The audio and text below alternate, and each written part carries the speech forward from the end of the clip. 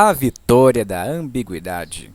A confusão de sentidos compromete o entendimento das frases, mas bem trabalhada pode ser uma útil expressiva. A ordem de elementos sublinhados nos enunciados que seguem pode, por um lado, comprometer os autores que os produzem, e, por outro, confundir as pessoas que os leem. O jockey desceu do cavalo com um sorriso. Os guardas prenderam o ladrão correndo em direção à estação rodoviária. Somente em fábulas, histórias em quadrinhos ou filmes animados existem cavalos que sorriem e até choram ou conversam. Quem sorriu foi o felizardo do jockey, cujo cavalo chegou antes dos outros equinos. A confusão é facilmente resolvida se o conteúdo sublinhado antecede o sujeito, o jockey. Isso não significa que o cavalo que vence a corrida não percebe a vitória e a atenção recebida, pois os animais gostam de atenção e são treinados para correr e competir. Acidental. Com respeito à segunda oração, quem está correndo? O ladrão ou os guardas? Se fossem os guardas, bastaria modificar a ordem e acrescentar vírgulas. Os guardas, vírgula, correndo em direção à estação rodoviária, vírgula, prenderam o ladrão. Todavia, o caso do ladrão é seguindo o seguinte: os guardas prenderam o ladrão que estava correndo em direção à estação rodoviária. As duas orações exemplificam a ambiguidade acidental devido à falta de planejamento ou ao assodamento do momento de escrever.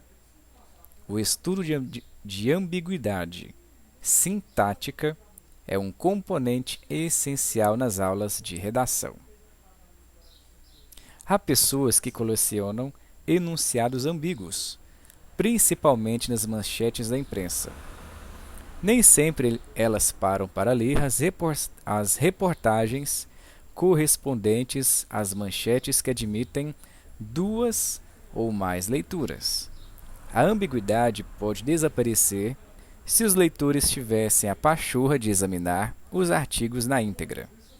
Mas a noção de ambiguidade é bem mais complexa, pois exige a ambiguidade natural, inerente ao sistema dos idiomas. Inerente. Nem todos os usuários de diferentes idiomas sabem que as línguas apresentam instâncias de ambiguidade arraigadas na estrutura léxica e gramatical. Com respeito ao adjetivo alto, no enunciado José está alto, temos um caso de ambiguidade lexical que facilmente é desambiguizado com contextualização. José tem somente 10 anos, mas é alto para a sua idade. Ou José está alto porque tomou umas e outras na festa. Cada idioma tem pontos diferentes de ambiguidade. Por exemplo, em inglês não existe ambiguidade porque o referido idioma recorre a dois adjetivos diferentes, tall e drunk. Joey is only 10 years old, but he is tall for his age. Em contraste com Joe is drunk for had on too many at his birthday party. A ambiguidade nem sempre é um problema para os usuários de um idioma, quando as interações linguísticas ocorrem na fala do dia a dia. Sempre estamos num contexto ou numa situação real, como observa o crítico literário Stanley Fish. Os que interagem estão cientes do contexto. Por exemplo, se fulano se encontra com o amigo Beltrano na rua e fulano comenta: vi sua foto na revista. Beltrano sabe que sua se refere a ele mesmo, porque os dois amigos compartilham conhecimento sobre o motivo da publicação da fotografia. Ou a reportagem da revista tirou uma fotografia de Beltrano, ganhou uma bolada na loteria. Ou Beltrano é fotógrafo profissional e funcionário do referido veículo de comunicação, e ele tirou uma fotografia de um político, colocando o dinheiro na cueca e nos bolsos. Daí se vê que, na fala, existe a possibilidade de colaboração entre os interlocutores Beltrano e Fulano. Contexto. Tal colaboração não é possível na escrita, dada a distância de tempo e de espaço entre o enunciador e seus eventuais receptores. Por esse motivo, os textos escritos precisam ser cuidadosamente revisados pelos responsáveis, para evitar ambiguidade que não foi planejada. A abordagem linguística. Geramotivo transformacional.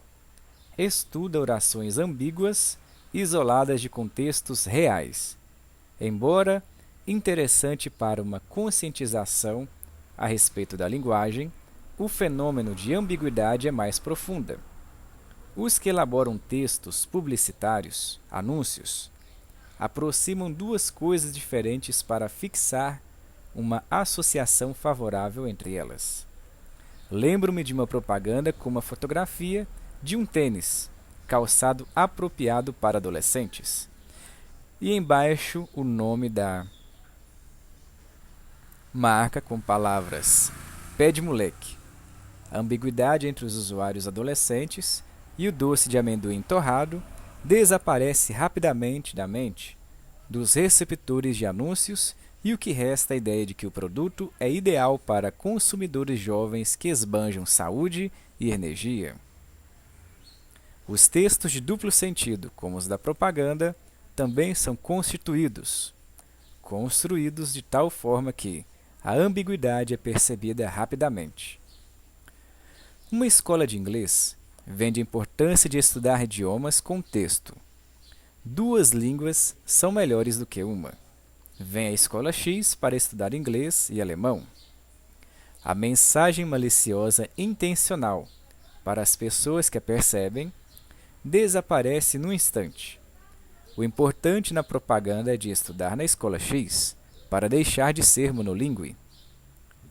O caráter ambíguo das frases usadas no anúncio de preservativos Jontex, sem camisinha não dá, dito por uma mulher, e com camisinha tô dentro, por homem, é dado pelas conotações sexuais de dar e entrar, e pelo sentido mais geral, dado uma campanha preventiva contra doenças sexualmente transmissíveis.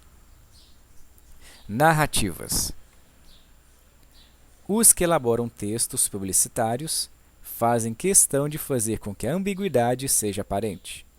No entanto, no mundo de ficção, a situação é outra. Os textos literários, poemas, contos, romances e peças de teatro retratam o comportamento, os dilemas, as ansiedades, os desejos e as frustrações que enfrentamos na vida real, isto é, a ambiguidade trágica da condição humana, segundo Simone de Beauvoir. Uma postura maniqueísta do mundo apresenta um quadro simplista a respeito dos indivíduos, pois o comportamento humano, bastante complexo, tende a ser cinza e não preto ou branco. É preciso ter cuidado com os nossos julgamentos apresentados com relação aos outros. Há personagens não ambíguos como Lívia, Cláudia Raia, a vilã que trafica mulheres na novela Salve Jorge, Globo 21 horas. É um exemplo cristalino de mau caratismo, assim como foi de Carminha. Adriana Esteves, de Avenida Brasil, por quase todo o folhetim, até a popularidade da interpretação forçar os autores a tornarem a vilã ambígua, o que ocorreu somente na reta final do folhetim, num crime de lesa verossimilhança. Intencional. Já Capitu, no romance Dom Casmurro de Machado de Assis, é considerada um personagem ambíguo pela crítica. Ela foi fiel ou infiel? Não existiria uma visão machista nos indivíduos que condenaram Capitu? E se o personagem fosse homem? Na leitura de romances, encontramos personagens moralmente ambíguos, como Lord Jim, de Joseph Conrad, ou J. Gatsby, de F. Scott Fitzgerald.